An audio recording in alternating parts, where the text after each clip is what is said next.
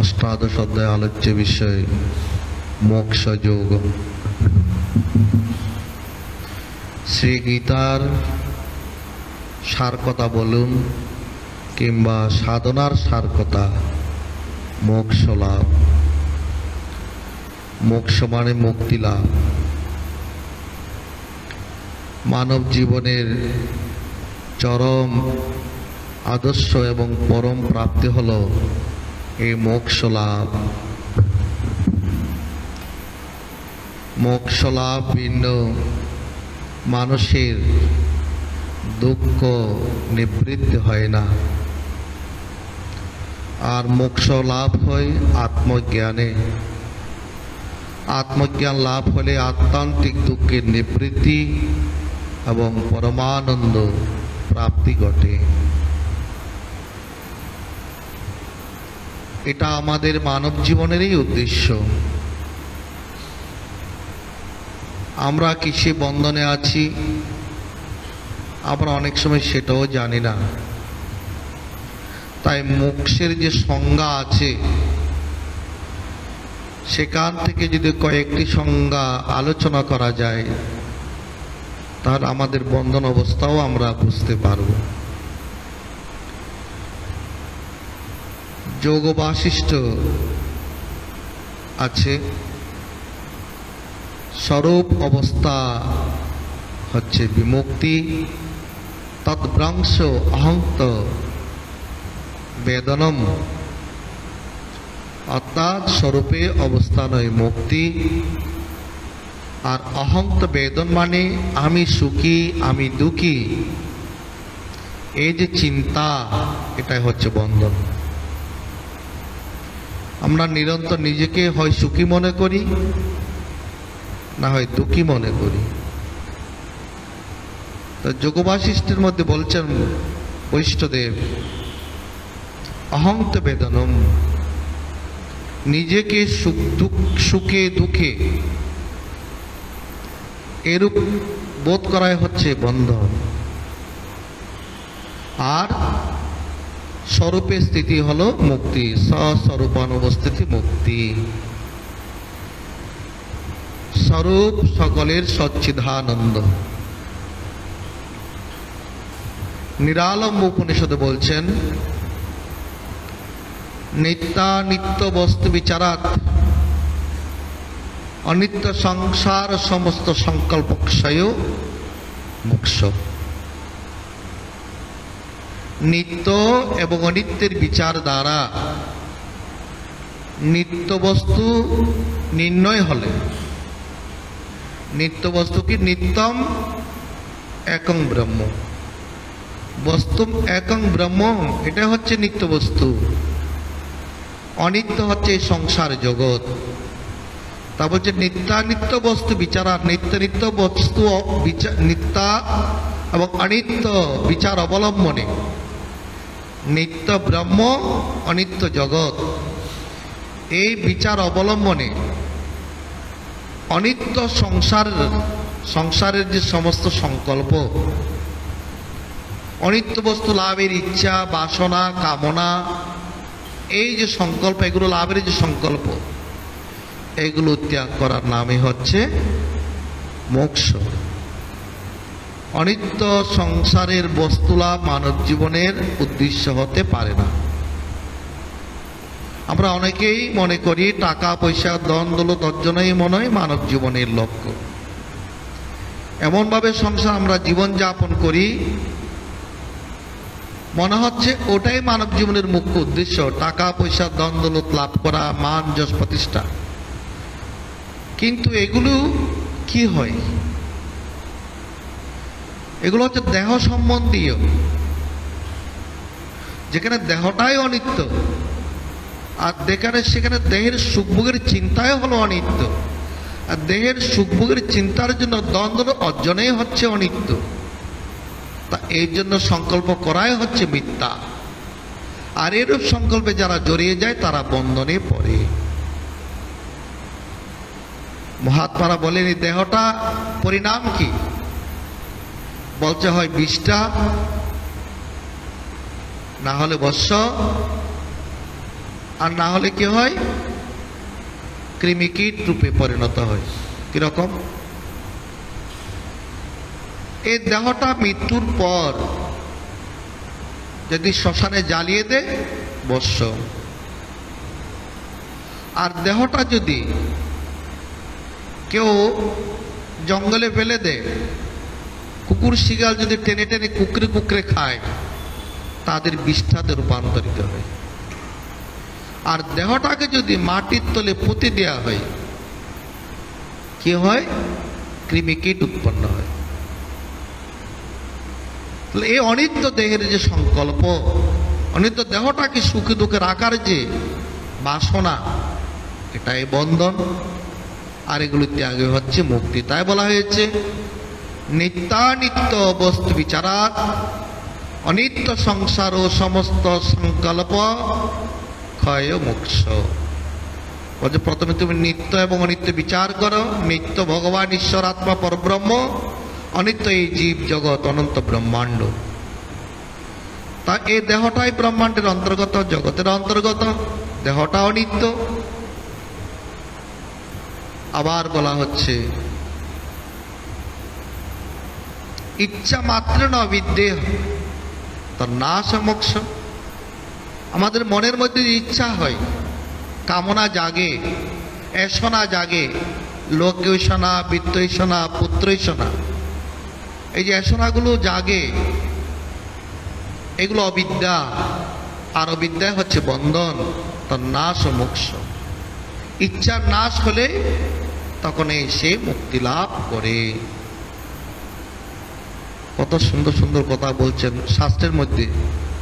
মুক্তির হিত্বান্যতা রূপেণ স্বরূপেণ অবস্থিতি, ভাগবত বলছেন এটা। মুক্তি কি? মুক্তির হিত্বা অন্যতা রূপেণ, জীব তার অন্যতা রূপ পরিত্যাগ করে। হিত্বা মানে ত্যাগ, অন্যতা রূপ। জীব যে সর্বদা আত্মা, এটাকে অবলম্বন ব্যতীত বাকি সব উপাধি, দেহের যে উপাধি, আমি ধনী, আমি জ্ঞানী, আমি পিতা, আমি শিষ্য, আমি ভক্ত, আমি গুরু, এই যে সব উপাধি, আমি শিক্ষক, এরকম যে উপাধি, আমি গায়ক, আমি লেখক, আমি কবি, সব উপাধি, এই যে উপাধিগুলো ত্যাগ করা, জীব তার এই উপাধিগুলো ত্যাগ করে আপন স্বরূপের স্থিতির নাম হলো মুক্তি। তাই বলছে মুক্তির হিত্বান্যতা রূপেণ, জীব অন্যতারূপ পরিত্যাগ করে সে নিজে যে কে, এই বোধকে অবলম্বন করে তার যে দেহ অভিমান, তার দেহের যে উপাধি, এগুলো ত্যাগ করে আপন স্বরূপে অবস্থিতির নাম মুক্তি। তাহলে আমরা কোথায় বন্ধনে আছি? আমরা কামনা বাসনায় বন্ধনে আছি। বদ্ধ হি বাসনাবদ্ধ মোক্ষ বাসনা ক্ষয়। বাসনাতে যে অবস্থান করে, কামনাতে যে অবস্থান করে, সে বদ্ধ। বদ্ধ হি বাসনাবদ্ধ। কো বা বদ্ধ? যে বিষয় অনুরাগ, আচার্য শঙ্কর বলেছেন কে বদ্ধ? যে বিষয় আসক্তিতে বদ্ধ, বিষয় প্রাপ্তির ইচ্ছাতে বদ্ধ, বিষয় ভোগের মধ্যে বদ্ধ, বিষয় আসক্তিতে বদ্ধ। তা বলছে কো বা বদ্ধ বলে যে বিষয় অনুরাগ, কা বা বিমুক্তি, বিষয়ে বিরক্তি, আচার্য শঙ্করের উক্তি।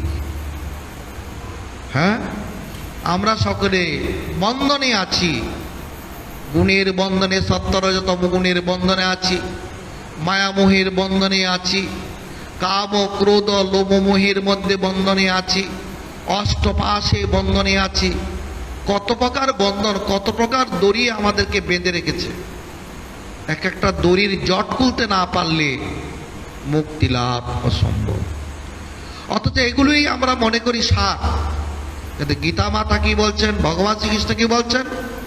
মোক্ষ, জীবনের সার, সাধনার সার, গীতা শাস্ত্রের সার, সর্ব উপনিষদের সার মোক্ষ লাভ।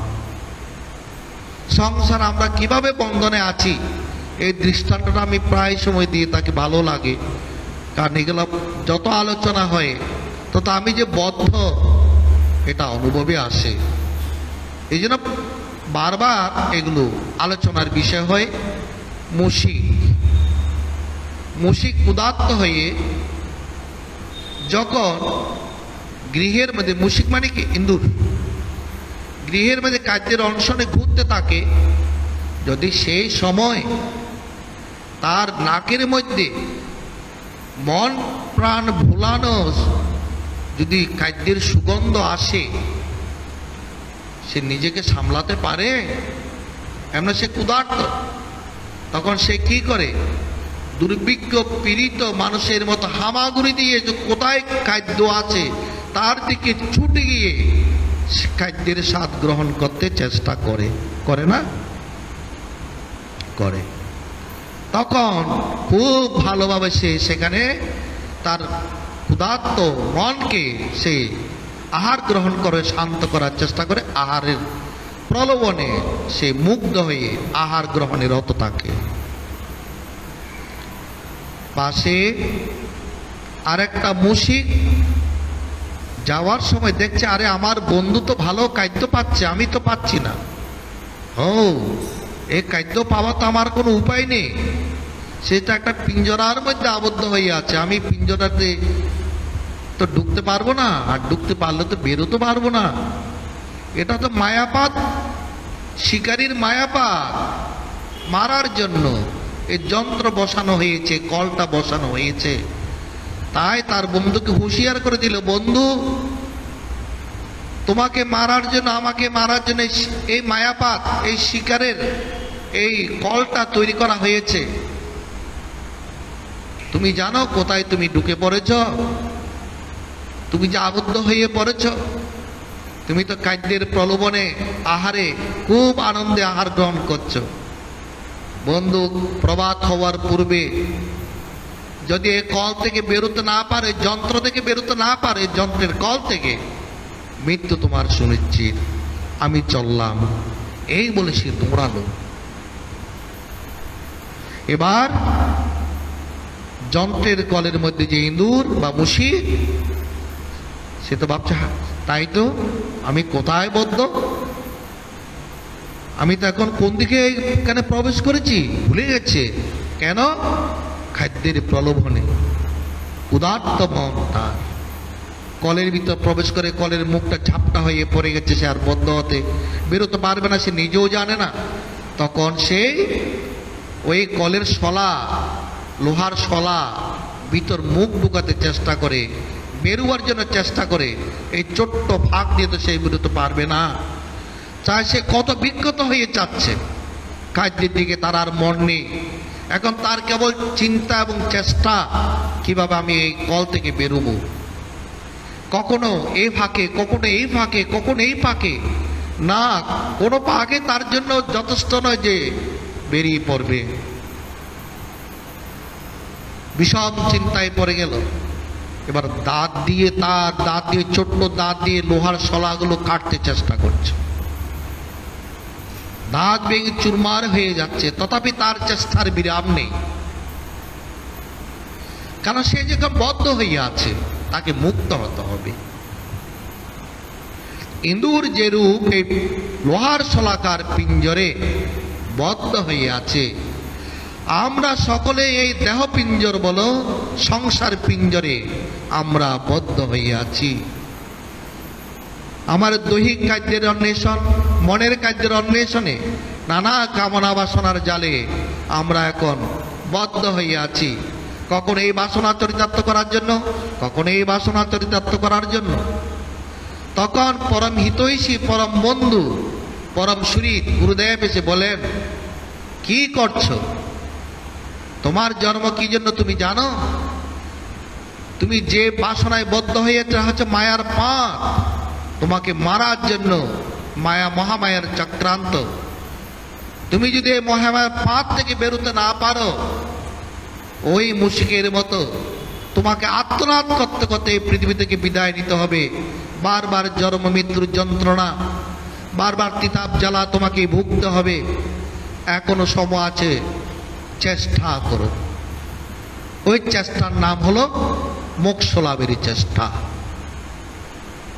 ওটাই প্রসাদ, মোক্ষ লাভের যে চেষ্টা করে তারাই মোক্ষ প্রসাদ প্রাপ্ত হয়। সংসারে 4 প্রকারের জীব আছে, ঠাকুর রামকৃষ্ণ বলেছেন। নিত্য জীব, মুক্ত জীব, বদ্ধ জীব আর মুমুক্ষু জীব। আমরা সংসার 4 প্রকারের জীব আছি, যারা কামনায় বাসনায় ওই পিঞ্জরের মধ্যে ইন্দুরের মতো আটকা পড়ে আমরা এই সংসার বাসনায়, দেহের লালসায়, দেহের বাসনা চরিতার্থ করার আশায় সংসার অবস্থান করছি। আমরা সকলেই বদ্ধ জীব। আর ইন্দুর যেরকম তার কল থেকে বেরোবার জন্য চেষ্টা করছে, ওরকম হাজার হাজার হিন্দুরের মধ্যে যে চেষ্টা করে। অনেকে কি করে, খাবারের প্রলোভনে তাক দেখা যাক, আগে খেয়ে নি।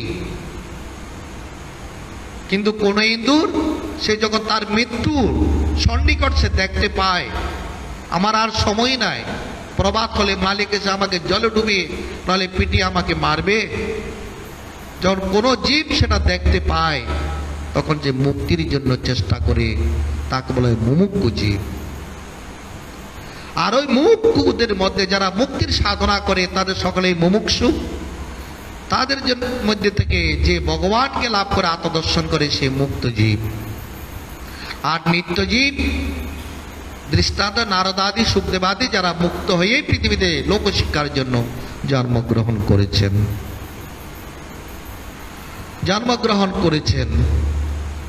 তাহলে আমরা সকলে বাসনাতে বদ্ধ। কিসের মতো? ইন্দুরের মতো। আমরা বাসনা জালে আটকে আছি, ইচ্ছা মাত্রে অবিদ্যে তার নাশ ও মোক্ষ। তো আমরা যত ইচ্ছা পোষণ করব মনের মধ্যে, সাংসারিক কামনা বাসনা, নিজের শরীরকে পুষ্ট রাখার জন্য, সুস্থ রাখার জন্য, সুখ দুঃখ থেকে মুক্তির জন্য দৈহিক চিন্তা চেতনায় যারা যত জড়িত হয়ে থাকবো, তত আমাদের দিন দিন আত্মনাদ বাড়বে, বই কমবে না। এই আত্মনাদ থেকে মুক্তির জন্য ভগবান দয়া করে এই মোক্ষ যোগের সূচনা দিয়েছেন আমাদের জন্য। মোক্ষ যোগের সূচনা দিয়েছেন। মুক্তি লাভ ভিন্ন জীবের কোনো গত্যন্তর নাই। শাস্ত্র বলছেন, তমেব বিদিত্ব আদিমিত্রমেতি নান্যং পন্থা বিদ্যতয় নাই। তাহাকে জানা ব্যতীত, পরমাত্মাকে জানা ব্যতীত মুক্তি লাভ মানে মাংকে জানা। মাং ভগবান বলছেন না, মাম একং শরণং ভজ, আমার একমাত্র শরণ করো। রাজগ্রন্থে ভগবান বলেছেন মামকে জানা, পরমাত্মাকে জানাই হচ্ছে মুক্তি, আর না জানাই হচ্ছে বন্ধন। পরমাত্মাকে জানাই হচ্ছে মুক্তি, না জানাই হচ্ছে বন্ধন। জানার সাধনা করা হচ্ছে মুমুক্ষ হওয়া। তাই মোক্ষ লাভ মানব জীবনের পরম পুরুষার্থ, সর্বশ্রেষ্ঠ চেষ্টা এবং প্রয়াস। এতদ ব্যতীত মুক্তি লাভ অসম্ভব। এতদ ব্যতীত মুক্তি লাভ অসম্ভব। তাই সেই মুক্তি লাভের জন্য, মোক্ষ প্রসাদ প্রাপ্তির জন্য যজ্ঞ অর্জুন আজ যজ্ঞ সূচনা দিয়েছেন প্রথম শ্লোকটিতে। সন্ন্যাসং মহাবাহো তত্ত্বমিচ্ছামি বেদিতুম ত্যাগস্য চ ঋষিকেশ বাহুকেশিনী সুদন। কি বলছেন? সন্ন্যাসস্য মহাবাহো তত্ত্বমিচ্ছামি বেদিতুম। এত সুন্দর একটা প্রসঙ্গ উত্থাপন করেছেন। সমগ্র শাস্ত্রের সার কথা প্রথম শব্দটির মধ্যে নিহিত। সন্ন্যাস পরম পবিত্র শব্দ, পরম জ্ঞানগর্ভ, আত্ম বহ শব্দ। এত সুন্দর। যদি মনে করি সংসারে শাস্ত্রে যত কোটি কোটি শব্দ আছে, তার মধ্যে সর্বশ্রেষ্ঠ শব্দ হলো সন্ন্যাস শব্দটি। আর অর্জুন হঠাৎ করে সে শব্দটি তত্ত্ব জানতে ইচ্ছা করলেন। মানব জীবনকে, মানুষকে তার অর্থ অবগত করানোর জন্য অর্জুন যে প্রশ্নটি উত্থাপন করেছেন তা অবশ্যই সাধুবাদ জানাতে হয়। সন্ন্যাস শব্দটা এত জ্ঞানগর্ভ, এত পবিত্র শব্দ, তাই তিনি জানতে ইচ্ছা করলেন সন্ন্যাসের তত্ত্ব কি। হে মহাবাহ, সন্ন্যাস মহাবাহ তত্ত্বমিচ্ছামি বেদিতুম। আমি এই সন্ন্যাস তত্ত্ব জানতে ইচ্ছা করি। ত্যাগস্য ঋষিকেশ পাহকেশ নিঃশোধন, এবং সঙ্গে ত্যাগ তত্ত্বটাও জানতে আমি ইচ্ছা করি। ত্যাগ এবং সন্ন্যাস দুটি পৃথক তত্ত্ব আমি জানতে ইচ্ছা করি। সন্ন্যাস শব্দের অর্থ আছে শাস্ত্রে সম্যক প্রকার ত্যাগ। সম্ন্যাস, ন্যাস মানে ত্যাগ, সম্যক প্রকারের ত্যাগই হলো সন্ন্যাস। সন্ন্যাস জ্ঞাননিষ্ঠা, জ্ঞান লাভের জন্য, জ্ঞাননিষ্ঠা প্রাপ্তির জন্য সবকিছু ত্যাগ। আর ত্যাগের পরাকাষ্ঠায় হচ্ছে সন্ন্যাস। আচার্য শঙ্কর বলেছেন সর্বদা সন্ন্যাস এবং ত্যাগ একই তত্ত্ব। সর্বদা সন্ন্যাস এবং ত্যাগ, ত্যাগ করতে করতে ত্যাগের যে পরাকাষ্ঠা রূপ তাই হচ্ছে সন্ন্যাস। স্বরূপে স্থিতির জন্য যে জ্ঞান নিষ্ঠা, এই যে মোক্ষ প্রসাদ প্রাপ্তির জন্য, আত্মজ্ঞান লাভের জন্য যে জ্ঞান নিষ্ঠা তাই হচ্ছে সন্ন্যাস। তাই জ্ঞান ব্যতীত সন্ন্যাস, জ্ঞান ব্যতীত মুক্তি লাভ হয় না, আর বিনা সন্ন্যাসে জ্ঞান লাভ হয় না। আচার্য শঙ্কর বলেছেন সন্ন্যাস লাভ ব্যতীত মুক্তি লাভ অসম্ভব। কখন? যখন বালক অষ্টম বর্ষে পদার্পণ করেছেন আচার্য শঙ্কর, তখন তার জন্মান্তরীণ আত্মজ্ঞানের সংস্কারে গৃহত্যাগের এক প্রবণতা মনের মধ্যে জ্বলছে। আমি এই সংসার কিভাবে ত্যাগ করে সন্ন্যাসের পথ অবলম্বন করে পরমাত্মাকে প্রাপ্ত করব। মাকে বললেন, মা অষ্টম বছরের বালককে বুকে জড়িয়ে বলছে, না বাবা এখন না, আমি আগে মরে যাই। সকলের মা বাপ যেরকম বলে আর কি, তারপর তুমি সন্ন্যাস নিও।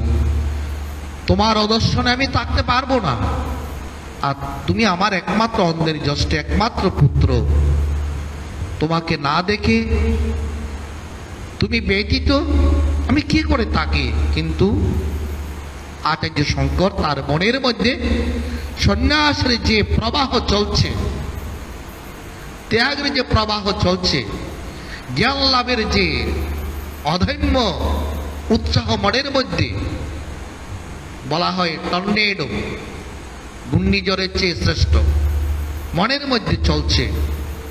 কি করা যায়?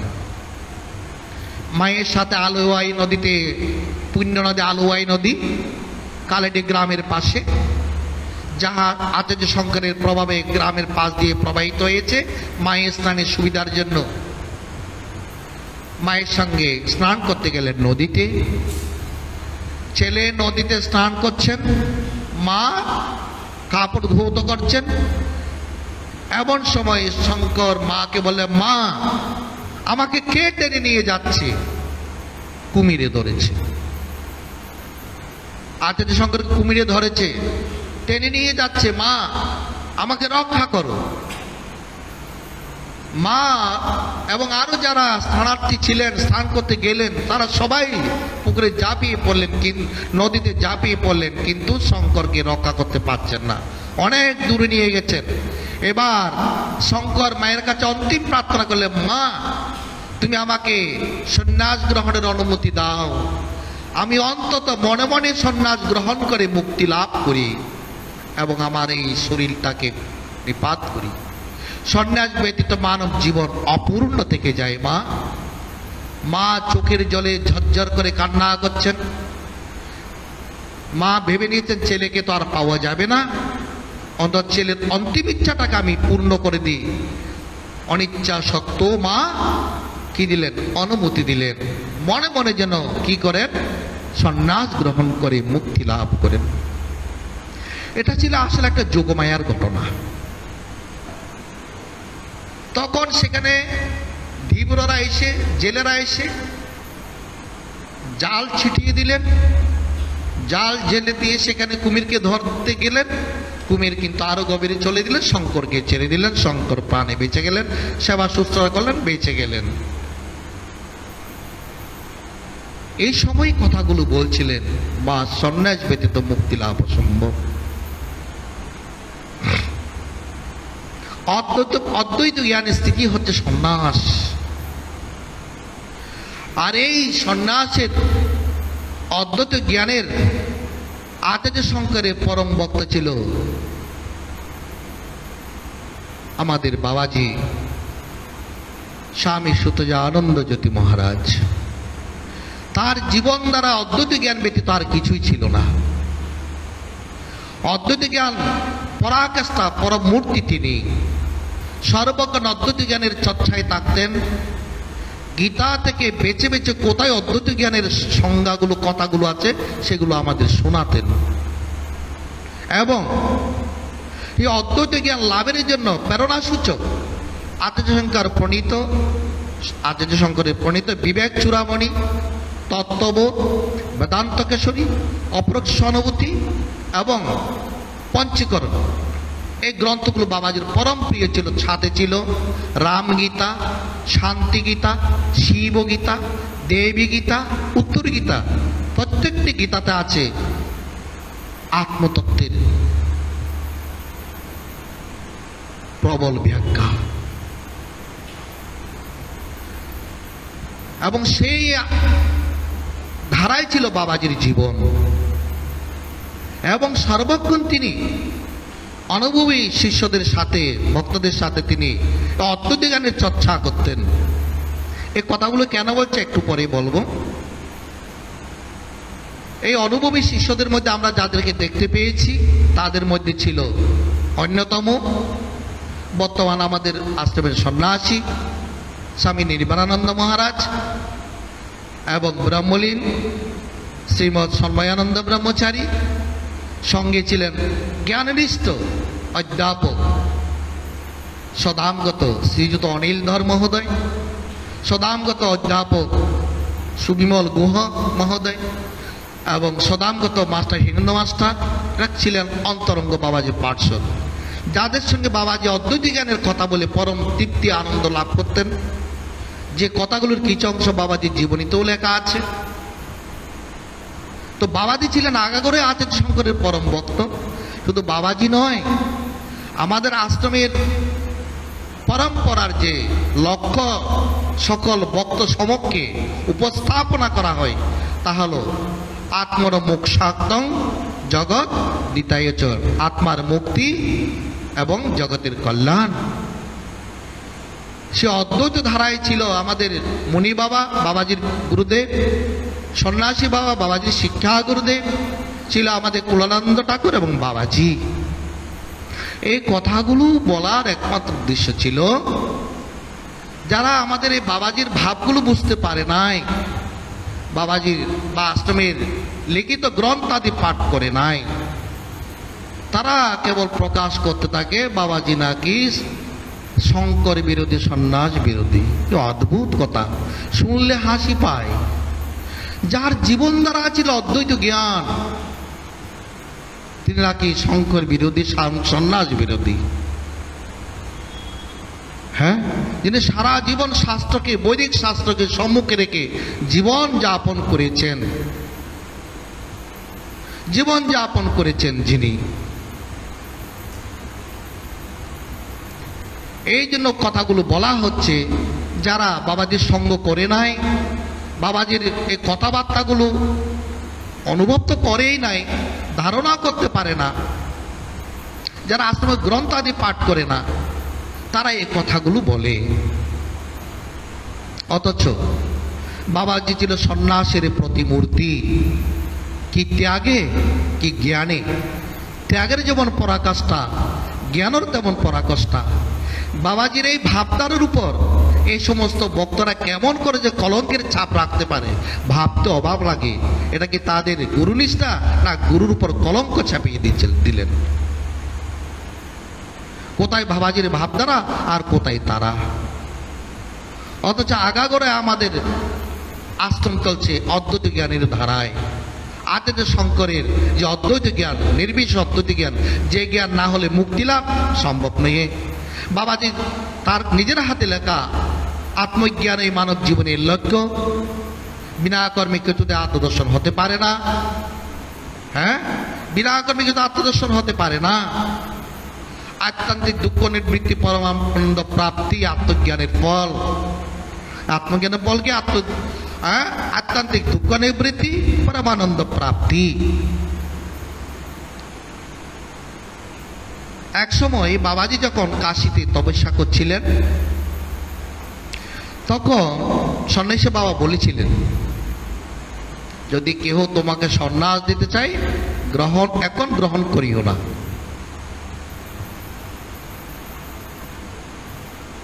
সন্ন্যাসী বাবাজির লিখিত আর বাবাজির প্রকাশিত যে আমার সখা গ্রন্থ, সেখানে প্রথম দর্শনের 75 নম্বর বাণীতে লেখা আছে,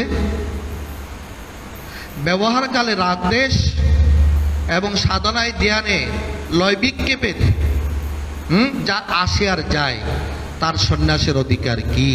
অর্থাৎ বাবাজিকে দেখতে পেয়েছে সন্ন্যাসী বাবা, এখনো বাবাজির সন্ন্যাসের হয়তো সন্ন্যাস গ্রহণের সেই উপযুক্ততা হয়নি। হয়তো যদি এই অবস্থায় কাঁচা অবস্থায় সন্ন্যাস গ্রহণ করে, সন্ন্যাসটা কি হবে? তার ইতো নষ্ট, অত ভ্রষ্ট, সব দিকে ভ্রষ্ট হয়ে যাবে। তার সন্ন্যাসী বাবাজির সাবধান বাণী, সন্ন্যাস কারা নিবে? সকলেই সন্ন্যাস চাইলে সন্ন্যাস নিতে পারে না। যার ব্যবহারকালে রাগ দেশ আর সাধনা বাই ধ্যানে লৈপিককে বাসে, যার তার সন্ন্যাসের অধিকার কি? তৃতীয় দর্শনের ক নম্বর বাণী? 6 নম্বর বাণীতে তোমাদের যে তৃতীয় দর্শন পড়া আছে, সেখানে কি লেখা আছে? মুখস্থ করেছ? কি বলেছ? কায়ে মনপ্রাণের অপরিহার্য উত্তম ভূষমরূপ প্রতিজ্ঞাত্রয় গ্রহণপূর্বক সর্বপূজ্য সন্ন্যাস আশ্রমে প্রবেশ করা বিধেয়। তাহলে সন্ন্যাস আশ্রমের বিরোধী ছিলেন বাবাজিরা, নাকি গ্রহণ করার জন্য অনুমতি দিলেন? আর কে বলছেন? সন্ন্যাসী বাবা, যিনি 3 বছর ঋষিকেশে সাধনা করে তপস্যায় সিদ্ধি লাভ করেছেন। তিনি কি বললেন? এই নিম্ন প্রতিজ্ঞাতে গ্রহণ পূর্বক তবে তুমি সর্বপূজ্য সন্ন্যাস আশ্রমে গ্রহণ করো। সেই প্রতিজ্ঞা তো হয়তো সেখানে লেখা আছে 1, 2, 3, স্বয়ং ভোজন গমনাদি ব্যাপারে নিজেকে দেহ বলিয়া ধারণা করিব না। বাহ্য জগৎ দর্শনে অন্ধ থেকে নিজ দেহ মন্দির প্রবিষ্ট পরমাত্মার ধ্যানে যত্ন রাখিব। আর তৃতীয়ত অত্যাধিক গ্রহণে পরান্মুখ তাকিয়া যদৃচ্ছাল শরীর রক্ষণ উপযোগী যদৃচ্ছালব্ধ অন্ন গ্রহণপূর্বক পরমার্থ সিদ্ধির নিমিত্ত যোগধ্যানে সহায় শূন্য হয়ে একাকীরত থাকিব। কি সুন্দর কথাগুলো! এই অবস্থা লাভের পর তবে সন্ন্যাস গ্রহণ। সেই জন্য সন্ন্যাসী বাবাজি প্রথমে বাবাজিকে সন্ন্যাস গ্রহণের জন্য নিষিদ্ধ করেছিলেন। অথচ সন্ন্যাসী বাবাজির আরো কি কি বাণী আছে? দ্বৈত বুদ্ধি নাই যার, শূন্য দেহজ্ঞান, সন্ন্যাস আশ্রমে তিনি সন্ন্যাসী প্রদান, নির্বিষয় চিত্তে নিয়া বিদেহ নিবাস, ব্রহ্মজ্ঞানে স্থায়ী হলে প্রকৃত সন্ন্যাস। সন্ন্যাসী বাবাজির আরো বাণী দিয়েছেন পরবর্তী চতুর্থ দর্শনের, এগুলো 44, 44 এবং 45 নম্বর বাণী। শিকাসূত্র পরিত্যাগ পূর্বক গুরু কর্তৃক তুমি বিবিধিত সন্ন্যাস প্রাপ্ত হইয়াছ বটে, কিন্তু আত্মদর্শন না হওয়া পর্যন্ত নিজেকে সন্ন্যাসী বলিয়া ভাবিও না। কেননা সমাধিতে ডুবিয়ে আত্মস্বরূপ না পাওয়ার পূর্ব পর্যন্ত অহং সম্পূর্ণরূপে নিষ্কষিত হয় না। তাহলে কি বলেছেন? তুমি ঠিক আছে বিবৃতি সন্ন্যাস গ্রহণ করবে, কিন্তু নিজেকে অন্তরে এখনো সন্ন্যাসী না ভাবে তুমি সমাধিতে আগে ডুবে থাকো। নির্বিষয় চিত্তে নিয়ে বিদেহ নিবাস ব্রহ্মজ্ঞানের মধ্যে তুমি ডুবে থাকো, তাহলে তোমার সন্ন্যাসটা কি হবে? যথার্থ হবে। সেই জন্য দেখা যায় বাবাজির অন্তিম লগ্নে, বাবাজি তখন শেষ বয়স 89 বছর বয়স, তখন হচ্ছে, তখন বাবাজি একদিন বলছেন, আমার এখন শিক্ষাসূত্র পরিত্যাগ করতে ইচ্ছা হচ্ছে, আমার এখন সন্ন্যাস নিতে ইচ্ছা হচ্ছে। আমি তখন বললাম, আপনার এই শরীরে উপযুক্ত সন্ন্যাসগুলো লাভের জন্য কাশী কিংবা হরিদ্বার যাওয়া তো সম্ভব নয়। বলে না, আমি চাই আমাদের আশ্রম ও সন্ন্যাস পরম্পরা চালু হোক, যে আপনার পক্ষে যাওয়া সম্ভব। আপনি তো সন্ন্যাসের প্রতিমূর্তি, জ্ঞান সিদ্ধ, আপনার প্রয়োজন কি? তখন বাবাজি আমাকে বললেন, তুমি আমার এই ইচ্ছাটা পূর্ণ করবে। আজ ঠিক আছে। সেই জন্য আমাদের যে পরম্পরা, যারা ভুল বুঝেছে তাদের ভুল সংশোধনের জন্য এই কথাগুলো বলা। তারা বাবাজির সঙ্গও করে নাই, আশ্রম গ্রন্থাদিও পাঠ করে নাই, আমার সঙ্গও পাঠ করে নাই, বাবাজির অমিশ্রুতি সারও পাঠ করে নাই, অথচ তারা বলে আমাদের আশ্রম সন্ন্যাস বিরুদ্ধ। কি অদ্ভুত কথা, ভাবতে অবাক লাগে। কিরকম যারা আশ্রমের আদর্শ জানে না, উদ্দেশ্য জানে না, সাধনা পর্যন্ত করে না, তাদের মুখে এই সমস্ত কথা যেন আদা ব্যাপারী জাহাজের খবর নিয়ে সমালোচনার মতো। যে ঘরে 10 টাকার আদা বিক্রি করে, যে 10 কোটি টাকার ব্যবসা করে জাহাজে, তার কথা নিয়ে সেই সমালোচনা করে। তো যারা এইসব বলে তারা হলো 10 টাকার আদা ব্যাপারী। এইসব সিদ্ধ পুরুষের মহিমা তারা কি করে জানবে? মহাগুরু মহারাজের, গুরুদেবের বাক্যের মর্মার্থ তারা কি করে ধারণা করবে? গুরুতত্ত্ব ধারণা করার মতো যোগ্য হওয়া চায়। কি রকম একটা সুন্দর দৃষ্টান্ত প্রায় সময় এখানে দিয়েছিলাম, আবারও সে কথাটা আজকে বলি। কি রকম? গুরুদেবের শিষ্য আছেন 2-4 জন সন্ন্যাসী। গুরুদেব, তার শিষ্যরা ব্রহ্মচারী। ব্রহ্মচারীর ভিক্ষায় যান। গুরুদেব বলে দিচ্ছেন, কোনো গরিব বাড়ি থেকে ভিক্ষা নেবে না, কারণ গরিবেরা ভিক্ষা দিতে তাদের মনে অনেক কষ্ট হয়, তাতে তো অভাব। ধনী বাড়িতে ভিক্ষা যাবে, তবে হ্যাঁ, কারো কাছে টাকা, অন্ন, চাল কিছুই চাইবে না। কি চাইবে? দাঁড়িয়ে বলবে, হ্যাঁ না, ভিক্ষাও বলবে না, গুরু দাতা বন্ধন নাশী, শুধু এই কথাটা বলবে। এ কথার অর্থ যারা বুঝে তোমাদের কিছু দেবে, সেটাকে নিয়ে তোমরা চলে আসবে। গুরু দাতা বন্ধন নাশী। এক ধনী বাড়ির সামনে দাঁড়ালো ব্রহ্মচারীরা, কারণ কিছু চাইতে পারবে না, কারণ কিছু চাইলে সেটা কি হয়, পরিগ্রহ হয়ে যায়। পরিগ্রহ তপস্বী দোষের আগর, পরিগ্রহ শূন্য হয়ে থাকো নিরন্তর। কারণ তোমরা ব্রহ্মচারী, তোমরা সন্ন্যাসী হবে, এখন থেকে পরিগ্রহ অপরিগ্রহ অভ্যাস করো। তাই পরিগ্রহ তপস্বী দোষের আগর, পরিগ্রহ শূন্য হয়ে থাক। কিছু চাইবে না, কিন্তু দাঁড়াবে তোমাদের, শুধু একটা গুরুতত্ত্ব কথা বলবে, গুরু দাতা বন্ধন নাশী। তখন সেই বাড়িতে একটা ময়না ছিল। ময়না বলছে, তোমাদের গুরু তো বন্ধন নাশ করে আমি যে পিঞ্জরার মধ্যে আবদ্ধ হইয়াছি, যেরকম আমরা পিঞ্জরার মধ্যে আবদ্ধ হইয়াছি। তখন সে ময়না জিজ্ঞেস করছে, এই পিঞ্জরা থেকে আমার মুক্তির উপায় কি? তোমার গুরুদেবকে জিজ্ঞাসা করবে। তো ব্রহ্মচারী বলছে, না, গুরুদেবকে বলার কি, যেটা আমরাও বলতে পারি। বলে দাও। তুমি রাম নাম করবে সর্বক্ষণ। ব্রহ্মচারীরা ভিক্ষে নিয়ে চলে গেল, আর ময়না রাম নাম করতে লাগলো। তখন বাড়ির মালিক চিন্তা করছে, আমার ময়না তখন ভগবানের নাম করে, আরে সে যেন পালাতে না পারে, তার জন্য এবার লোহার পিঞ্জরা বানাবো। ছিল কাঠের পিঞ্জরায়, লোহার পিঞ্জরা বানাও। পায়ে একটি শিকল ছিল, এখন 2 পায়ে শিকল দিল যেন উঠতে না পারে। তা পরম সম্পদ, ভগবানের নাম করে, 4টাখানি কথা নয়। ময়না ভাবছে, কি কথা শুনলাম রে বাবা, কোথায় মুক্তি লাভ করবো? ডবল বন্ধনে পড়ে গেছি।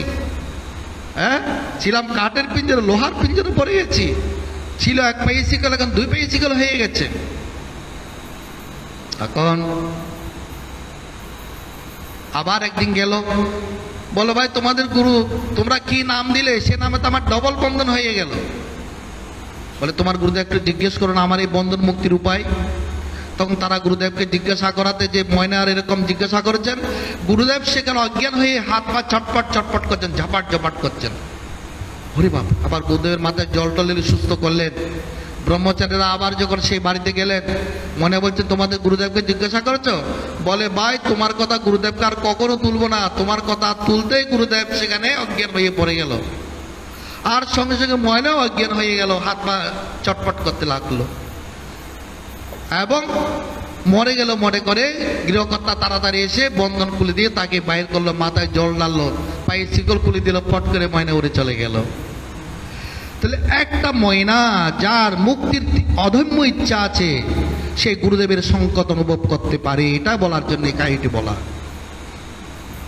অন্যান্যরা ব্রহ্মচারীরা সে সংকট অনুভব করতে পারেনি। গুরুদেব কি বলেছেন? গুরুদেব কি বলছেন? ব্রহ্মচারীরাও বুঝতে পারেনি, ময়না বুঝে গেছেন। কেন? ময়নার প্রাণের মধ্যে অদম্য ইচ্ছা, মুক্তির ইচ্ছা আছে। তো যারা এরূপ গুরুর সঙ্গ লাভ করে বাইরে বাইরে, ওই বাবাজি বলতেন লেট দি ডগ বার্ক এক দি ডগ, কুকুর বাইরে বাইরে গিয়ে করো, তোমাদের কাজ তোমরা করে যাও। বাবাজি বলতেন শাস্ত্র আদর্শ, শাস্ত্র আদর্শ, শাস্ত্র অনুসারে জীবনযাপন করো, সে আদর্শকে সম্মুখে জীবনযাপন করো। তো সন্ন্যাস শাস্ত্র হলো আমাদের শাস্ত্রের শিরোমণি, সর্বশ্রেষ্ঠ শাস্ত্র। আর সন্ন্যাস হলো সাধনার শেষ সোপান। অনেকে হয়তো প্রশ্ন করতে পারে, সন্ন্যাস ছাড়া কি মুক্তি লাভ হয় না? হয়তো দৃষ্টান্ত দেবে, হ্যাঁ, অনেকে দৃষ্টান্ত দেবে। যারা জন্মসিদ্ধ তাদের কথা আলাদা, তাদের সঙ্গে তো সাধারণের সঙ্গে তুলনা করা যায়। তখন তাদেরকে বলতে ইচ্ছে হয়, লাইব্রেরিতে অনেক বই আছে, ও বই পাঠ করলে কি তাদেরকে মাধ্যমিক সার্টিফিকেট, উচ্চ মাধ্যমিক সার্টিফিকেট, হ্যাঁ, স্নাতক স্নাতকোত্তর সার্টিফিকেট দেওয়া হবে? কারণ ওই বই পড়ে তো তাদের শিক্ষা লাভ হয়। স্কুলে কেন যাওয়ার দরকার হয়? মাস্টারের সান্নিধ্যে তাদের কেন যেতে হয়? আমাদের উপনিষদ কি বলছেন? আচার্য জবান পুরুষ বেদ, যার তত্ত্বনিষ্ঠ জ্ঞানিষ্ঠ গুরুদেব আছেন সে জ্ঞান লাভ করতে পারে।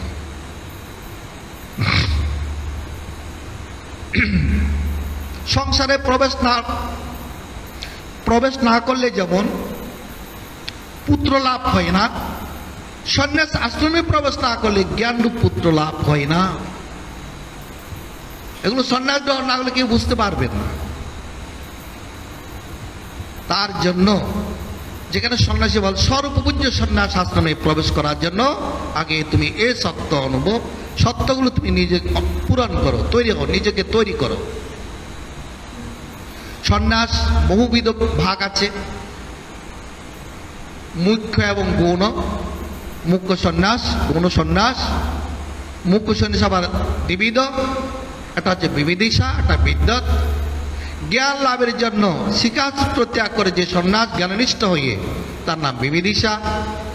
আর জ্ঞান লাভ করার পর যাদের কর্ম আপনই কষে যায় তাদের হচ্ছে বিদ্যৎ। সর্বসাধারণের জন্য উপযুক্ত বিবিদিশা। জ্ঞান লাভ, জ্ঞাননিষ্ঠা, অন্য কোনো উদ্দেশ্য থাকতে পারে না সন্ন্যাসের। কেবল জ্ঞান আর ত্যাগ, ত্যাগের শেষ পরাকাষ্ঠা হচ্ছে সন্ন্যাস। সেই জন্য এতগুলো কথা এই জন্যই বলা হলো যে সন্ন্যাস একটি পবিত্র শব্দ, যে শব্দের দ্বারা জ্ঞান এবং মুক্তি, মোক্ষ প্রসাদ লাভ হয়ে থাকে। তার জন্য আজকে অর্জুন প্রথমেই সন্ন্যাস তত্ত্ব বুঝতে চাইলেন। তো ভগবান উত্তর কাম্যানাং, কি বললেন? কাম্যানাং কর্মণাং ন্যাসং, কবয়, কি বলেন? কবি মানে কবিগণ, পণ্ডিতগণ, তত্ত্বদর্শীগণ বলে থাকেন কাম্যকর্মের। গীতা মতে উত্তর দিচ্ছেন ভগবান, আমাদের ভগবান গীতা মতে উত্তর দিচ্ছেন সন্ন্যাসটা কি। যেটা উত্তর দিন এটা হচ্ছে বিবিদিশা সন্ন্যাসীর জন্য। তুমি কাম্যকর্ম ত্যাগ করবে, যে কর্মের মধ্যে কামনা করে যে কর্মগুলো করা হয়, হ্যাঁ, কেউ সম্মান প্রাপ্তির জন্য, কেউ পুত্র প্রাপ্তির জন্য, কেউ স্বর্গ লাভের জন্য যে কর্মগুলো আমাদের বেদের মধ্যে বিধান আছে, কাম্যানাং কর্মণাং কৃষ্ণং সন্ন্যাসং কবয়ো বিদু। হ্যাঁ, জ্ঞানীগণ বলে থাকেন কাম্যকর্মে ত্যাগকে সন্ন্যাস। তুমি কাম্যকর্ম ত্যাগ করবে কিন্তু নিত্য কর্ম ত্যাগ করবে না, নিত্য কর্ম ত্যাগ করবে না। আর সর্বকর্ম ফলত্যাগম পাহস্ত্যাগম বিচক্ষণা। আর যারা গৃহে আছে, সংসারে আছে, তারা কি ত্যাগ করবে? তারা ত্যাগ করবে কর্মের ফলত্যাগ, নিত্য কর্মের, নৈমিত্তিক কর্মের ফলত্যাগ করবে। ফলত্যাগ করে চিত্তশুদ্ধি করবে। চিত্তশুদ্ধি একটা প্রধান। আমাদের সন্ন্যাসীবা আমার সঙ্গে এটাও বলে দিয়েছেন চতুর্থ দর্শন সম্ভবত 95 বাণীতে, পাতঞ্জল অষ্টাঙ্গযোগ সাধনার পর যদি তোমার চিত্ত শুদ্ধ হয়, তত্ত্ববশ্যী মহাবাক্য ধারণের উপযুক্ততা লাভ হয়, তারপর তুমি কি করবে? সাধন চতুষ্টয় অবলম্বনে সন্ন্যাস জীবন যাপন করলে সেটা সহজ হবে।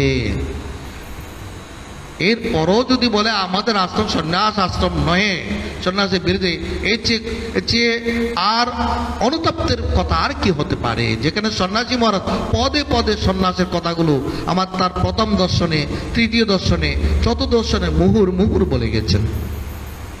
প্রথম তুমি অষ্টাযুগ অবলম্বন করো, চিত্ত শুদ্ধ করো, চিত্তেরকে তত্ত্ববশী মহাবাক্য ধারণা করার মতো যোগ্যতা অর্জন করো, তারপর তুমি সাধন চতুষ্টয় অবলম্বন করলে তোমার সন্ন্যাস জীবনযাপন কি হবে?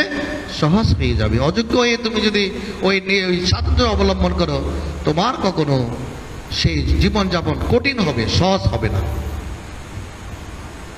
তা ভগবান কি বলছেন? ভগবান আমাদের গীতা মতে, গীতা হচ্ছে সর্বশাস্ত্রের সার, বিবিধিষা সন্ন্যাসের কথা সম্মুখীনে বলা হচ্ছে। তুমি কাম্যকর্ম ত্যাগ করে তোমার যজ্ঞ, দান, তপস্যা, নিত্যকর্ম এগুলো কখনো ত্যাগ করবে না। তাই এই সন্ন্যাস বা মোক্ষ প্রসাদ প্রাপ্তির জন্য আজকের অধ্যায়ের মধ্যে সংক্ষেপে কথাগুলো বলি। অষ্টসাত্ত্বিক অর্জনের কথা বলা হয়েছে। অষ্টসাত্ত্বিক কি জানো? প্রথমে হলো সাত্ত্বিক লক্ষ্য।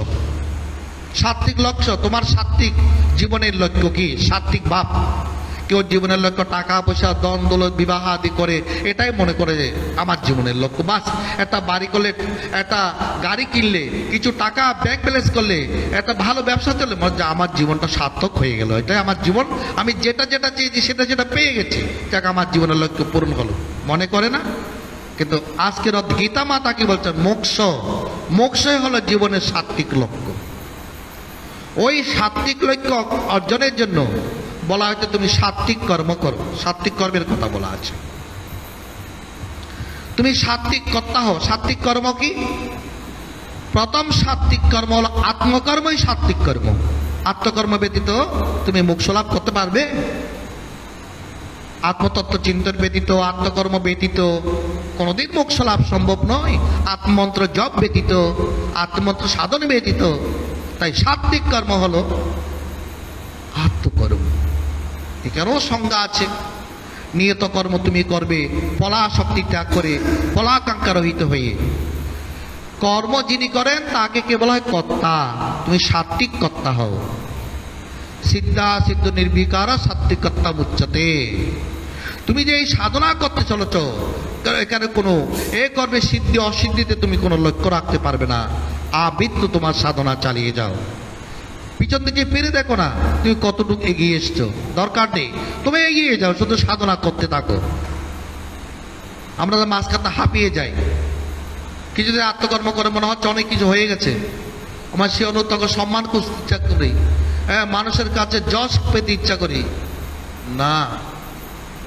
এইসব কিছু চাইতে পারবে না। সিদ্ধি অসিদ্ধিতে সমবুদ্ধা, সিদ্ধাসিদ্ধ নির্বিকার সাত্ত্বিকতা মুচ্যতে। সাত্ত্বিক ত্যাগ অবলম্বন করো। সাত্ত্বিক ত্যাগের কথা বলা হচ্ছে। সাত্ত্বিক ত্যাগ কি? কর্তব্য কর্মকে অনাসক্তভাবে কর্ম করা। তুমি কর্ম করার নাম সাত্ত্বিক ত্যাগ। এখানে ত্যাগ মানে কি? অনাসক্ত হয়ে, ফলাসঙ্গ রহিত হয়ে কর্ম করা, সাত্ত্বিক ত্যাগ। তাহলে কয়টা গেল? সাত্ত্বিক লক্ষ্য, সাত্ত্বিক কর্ম মধ্যে আবার কিছু আবার ভাগ আছে। যেমন কর্ম মানে কি? তুমি যা করো তা কর্ম। তো ভগবান এখানে প্রধান প্রধান কর্ম কি? আহার একটি কর্ম, যজ্ঞ একটি কর্ম, দান একটি কর্ম, তপস্যা একটি কর্ম। এগুলো হচ্ছে উত্তম কর্ম। এগুলো আবার সাত্ত্বিক কর্মের অন্তর্ভুক্ত। আহার মানে কি? সাধনা করে তুমি যে জ্ঞানামৃত পান করবে, ব্রহ্মানন্দ অনুভব করবে, এটাই হলো সাত্ত্বিক আহার। আমি কতগুলো আলু মূলা ডাল খেলাম, এগুলো নয়। আমি এগুলো করে যদি আত্মকর্ম না করি, এগুলো তো আমাদের গোমাতারাও খেয়ে থাকেন। তো সাত্ত্বিক আহার হলো অমৃত রস পান করা, জ্ঞানামৃত লাভ করা। সাত্ত্বিক যজ্ঞ, সাত্ত্বিক যে ব্রহ্মাগ্নিতে এই শরীর স্থূল শরীর, সূক্ষ্ম শরীর, কারণ শরীর রূপ জীবাত্মাকে আহুতি প্রদান করে যজ্ঞময় হয়ে থাকা। যজ্ঞ হবই বিষ্ণু। তুমি নিজেই যে বিষ্ণু, তোমার এই সমস্ত কিছু যদি এই ব্রহ্মাগ্নিতে অর্পণ করতে পারো, এই স্থূল দেহ, সূক্ষ্ম দেহ, কারণ দেহের সেই জীবাত্মাকে যদি আহুতি প্রদান করতে পারো, তুমি যজ্ঞময় হয়ে গেলে, তুমি বিষ্ণুময় হয়ে গেলে, তুমি বিষ্ণু। এটাই সাত্ত্বিক যজ্ঞ। এই দেহটাকে হবির উপর দান করে দিতে হবে। তারপর সাত্ত্বিক দান। দান মানে কি? সাধারণত 4 প্রকারের দান আছে: অন্নদান, অর্থদান, বিদ্যাদান, জ্ঞান দান, সর্বশ্রেষ্ঠ জ্ঞান দান। কিন্তু আধ্যাত্মিক জগতের দান হলো তন, মন, জীবন নিবেদন। এরই নাম হলো দান। তন মানে শরীর। কিসের জন্য? ঈশ্বরের জন্য। এই শরীর দ্বারা ভগবানের কাজ করবে, মন দ্বারা ভগবানের চিন্তন করবে, জীবনকে আত্মনিবেদন করে দেবে, পিছনের দিকে ফিরেবে না। এটা হলো সাত্ত্বিক দান। কিসের জন্য? মোক্ষ লাভের জন্য, ওই সাত্ত্বিক লক্ষ্য অর্জনের জন্য।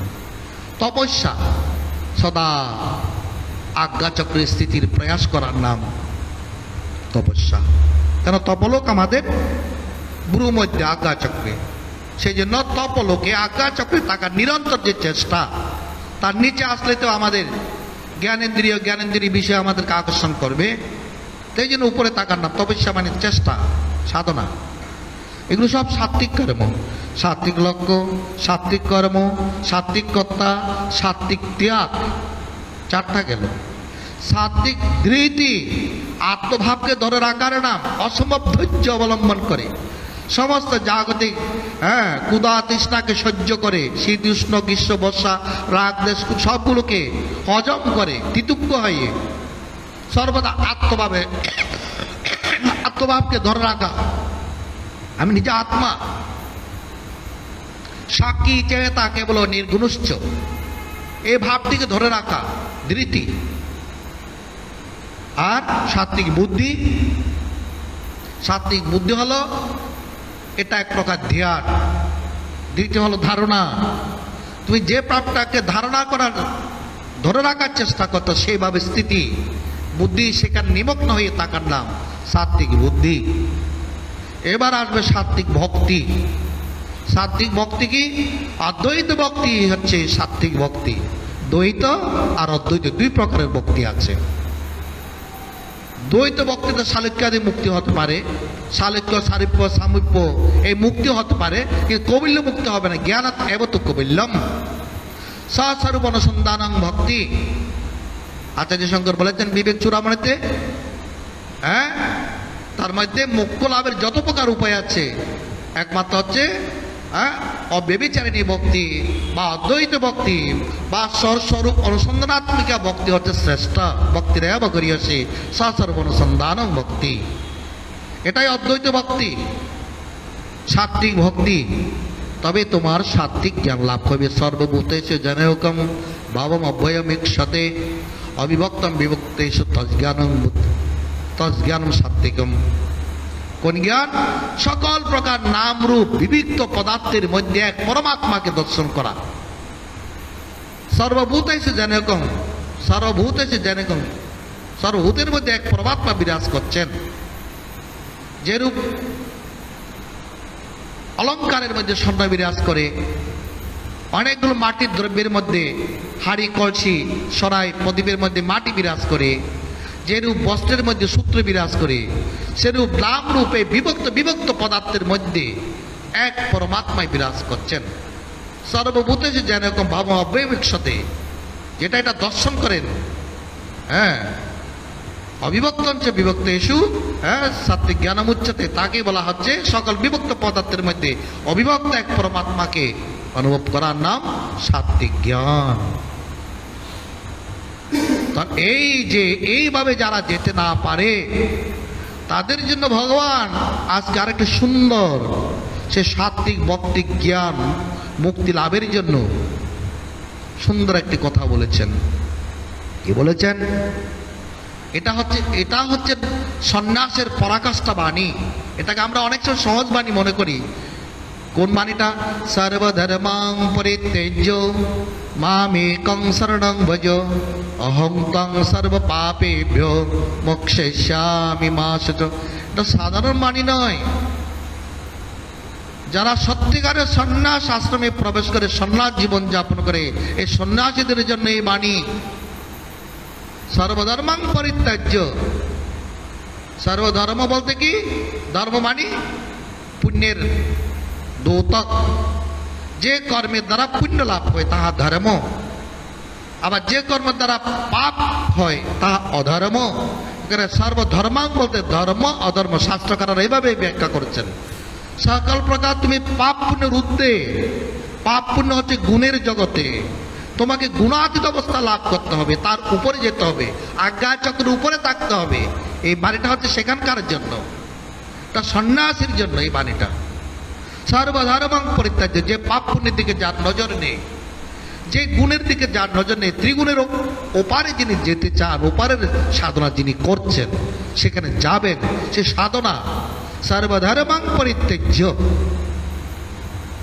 মাম একং শরণং ভজ। জগতে একমাত্র মাং, একটু আগে বললাম না, মুক্তি লাভ মানে মাংকে জানা। মাং মানে আমাকে, আমাকে মানে কাকে? পরমাত্মাকে।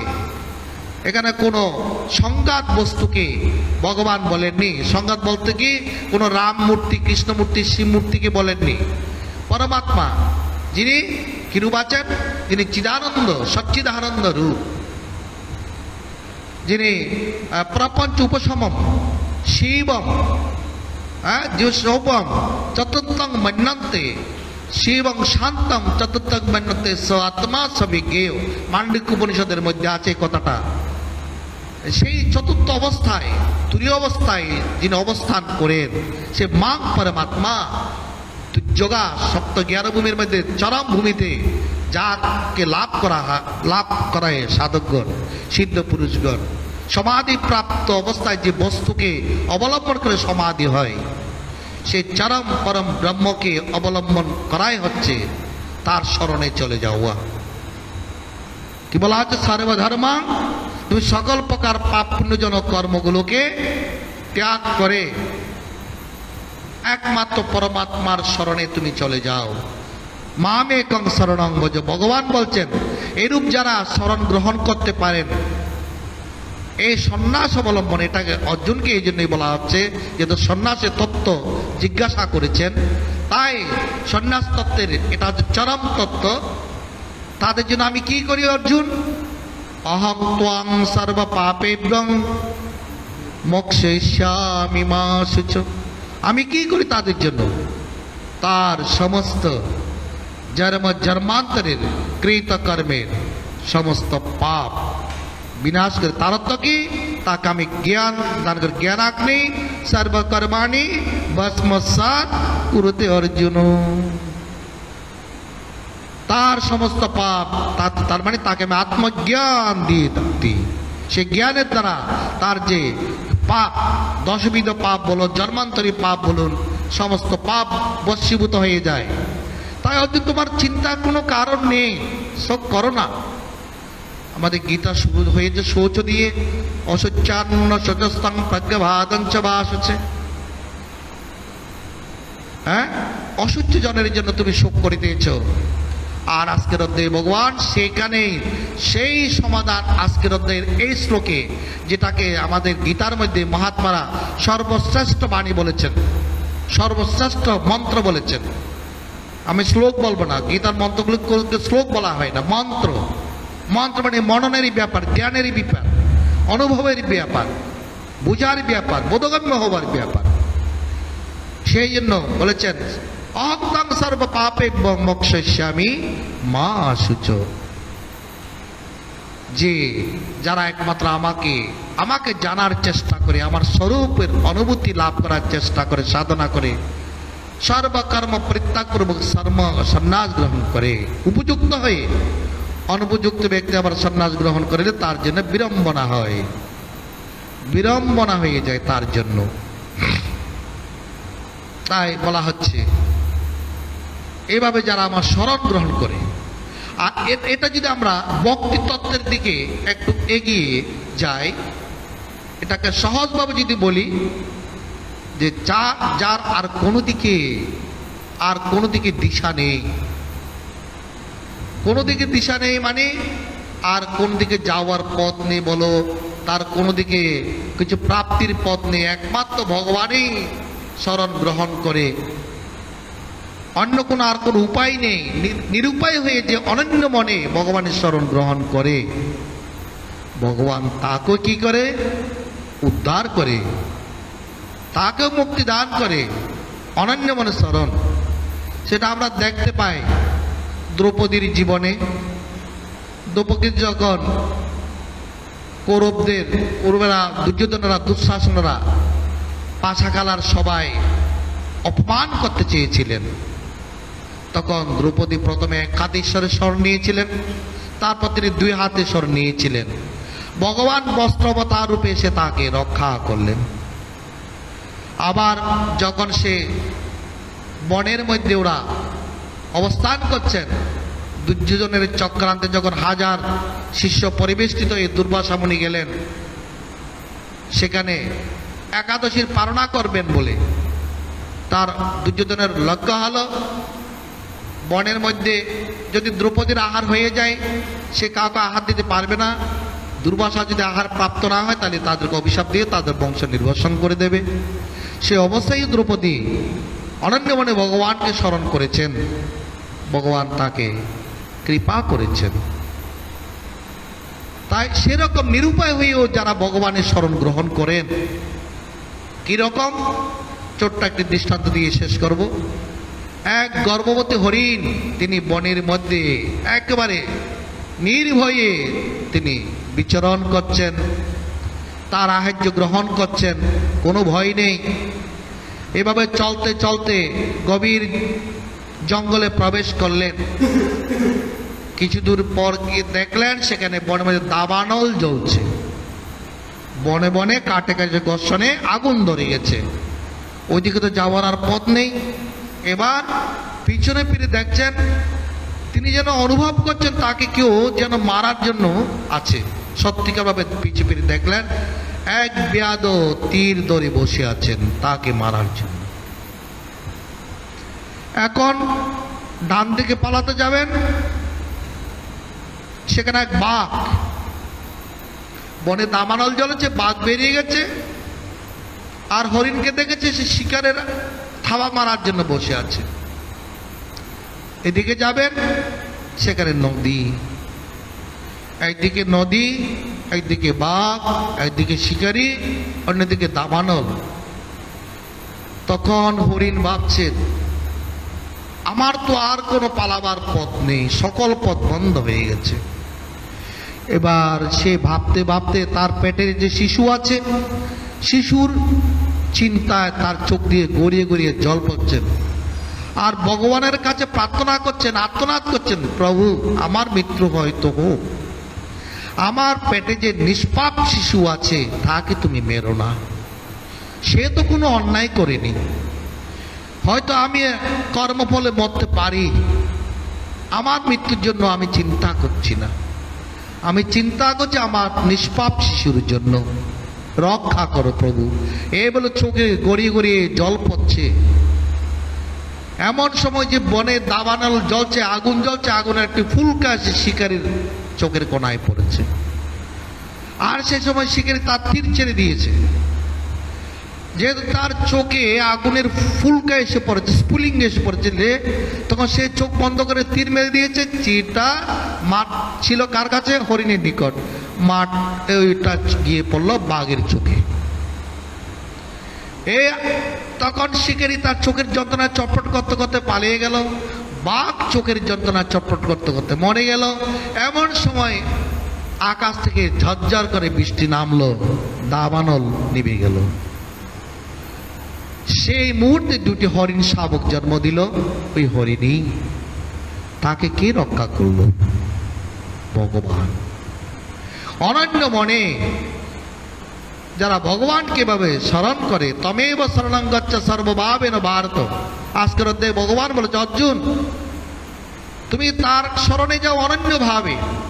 তমেব শরণং গচ্ছ সর্বভাব, সর্বভাবে ভাবনা সহিত তার স্মরণে যাও। অর্থ কি?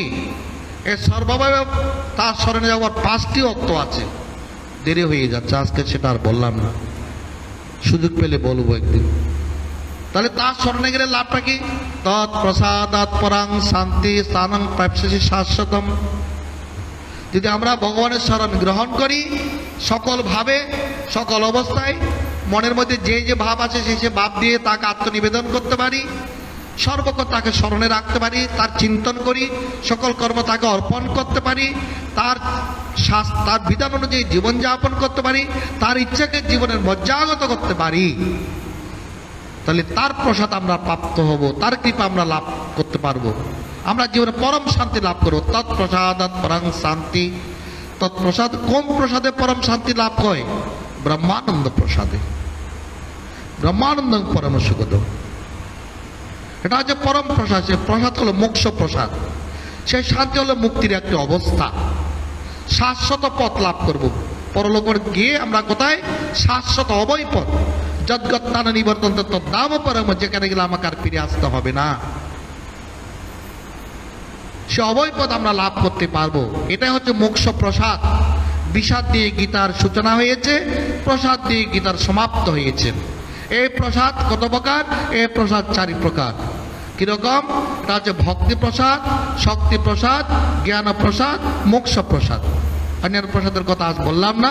মোক্ষ প্রসাদ লাভ করতে পারবে কারা? যারা ভগবানের চরণে আত্মনিবেদন করে, আত্মসমর্পণ করে, ভগবানদের সকল পাপ থেকে মুক্ত করে দেন এবং তাকে শান্তি দান করেন, শাশ্বত পথ দান করেন।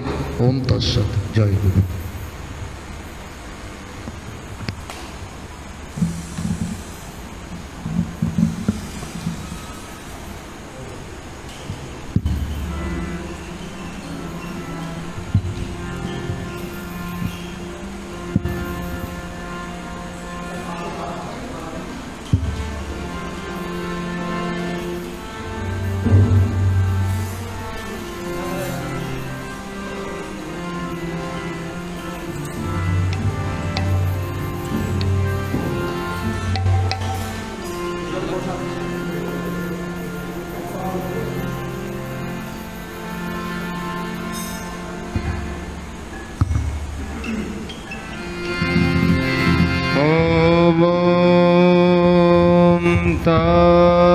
তৎসৎ।